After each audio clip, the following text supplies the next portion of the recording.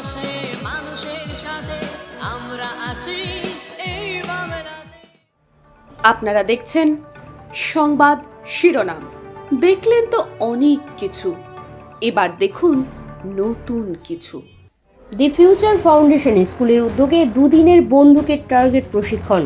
দক্ষিণ চব্বিশ পরগনায় সর্বপ্রথম খেলাধুলার সাথে সাথে পড়ুয়াদের আগ্রহ বাড়াতে এবারে এগিয়ে এলো বারুইপুরের উত্তরভাগে দি ফিউচার ফাউন্ডেশন স্কুলের উদ্যোগে দুদিনের বন্দুকের টার্গেট প্রশিক্ষণ, যা সর্বপ্রথম দক্ষিণ চব্বিশ পরগনার বারুইপুর থানার উত্তরভাগের দি ফিউচার ফাউন্ডেশন স্কুলের মাঠে ৩৫ জন ছাত্রছাত্রী এই বন্দুক টার্গেটে অংশগ্রহণ করেন।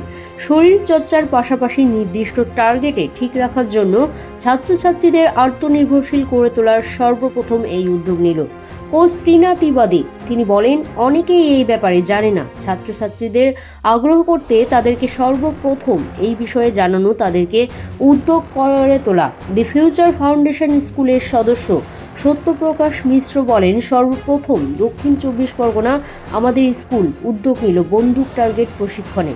বাচ্চাদের খুশি এই উদ্যোগে সামিল হয়ে তারা। এখন একটা নতুন ইনিশিয়েটিভ নিয়েছে প্রজেক্ট কোচ, সেটা গাঙ্গুলি কনসালটেন্সির সাথে কোলাবরেট করে। তো এইটার মাধ্যমেতে স্কুল লেভেলেতে যত বাচ্চারা আছে তাদের যেন ইন্টারেস্টটা ডেভেলপ হয়, অনেকে জানে না এর ব্যাপারে। তো ইনফরমেশনটা যেন বাচ্চারা পায়, অ্যান্ড গার্জেন্সরাও সেখানে যেন উৎসাহিত হয়ে বাচ্চাদেরকে করাতে পারে, সেটা একটা আমাদের প্রচেষ্টা রয়েছে। আর এর বাদে অনেক এরকম স্টুডেন্টস আছে যারা স্কুলেতে ফেসিলিটি পাচ্ছে না, তারা যদি অন্য কোনো পাশের নিজেদের আশেপাশে কোথাও যদি একাডেমি থাকে সেটার ব্যাপারেও তারা জানতে পারছে।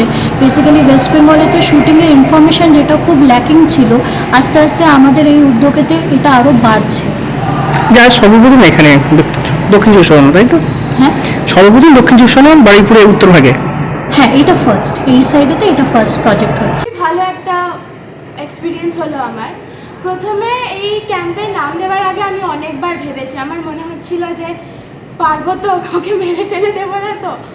বাট আমি দেখলাম যদি আমরা ক্যাম্পের শুরুতে আমাদেরকে একটা এক্সারসাইজ করানো হলো কনসেন্ট্রেশন আর ফোকাসের জন্য, যেটা খুবই ইন্টারেস্টিং আর ভালো লাগলো। অ্যান্ড বুঝলাম যে যদি ফোকাস আর কনসেন্ট্রেশনটা থাকে, রাইফেল শুটিং ওরকম বড় কিছু নয়, চেষ্টা করলেই হবে। আর ওভারঅল একটা খুবই দারুণ এক্সপিরিয়েন্স ছিল আমার। হ্যাঁ,